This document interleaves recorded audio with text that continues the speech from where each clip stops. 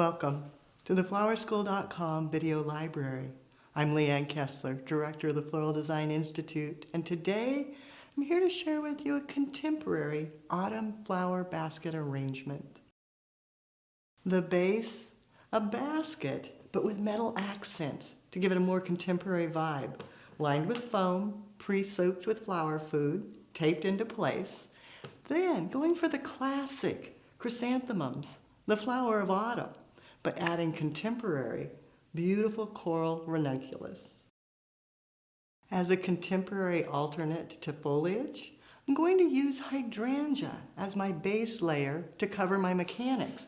Now the hydrangea has been hydrated, but it'll do best if when I cut it, I dip it in just a bit of alum, the pickling spice. And yes, you can buy it online through us, but alum will make it last so much better than tucking it very low, deep into the foam, so that it's down deep into the water. Hydrangeas are very, very thirsty blooms. So if you don't get them into the water, they won't hold well. But if they're dipped in the alum, then tucked low, they'll last for weeks. With the base layer in place, then it's choosing the favorite blooms, be it classic, the chrysanthemums, and tucking them in, or the more contemporary with the ranunculus. Again, making sure it's down into the water so it'll drink. And then adding some contrast with the deep burgundy red of spray roses and the ruffles of lisianthus in this beautiful peachy hue. Cleaning them off with any broken leaves and such, and then tucking it. Grouping them together for a little added value, and then continue adding until you have a nice, full, symmetrical design. The final layer, adding something a little more delicate and placing it a little higher over the top to help enhance the depth of the design. The Queen Anne's lace, beautiful in this mauve hue, tucking it in, but letting it be lace over the top. And repeating,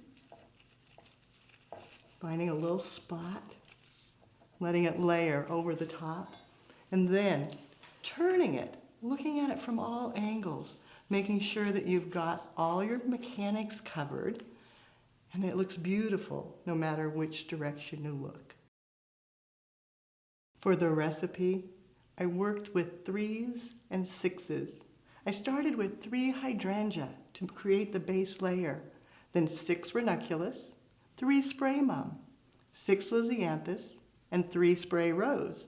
Then for the final lace over the top, 6 stems of the Queen Anne's lace. One of the joys of working with autumn flowers is they're so long-lasting.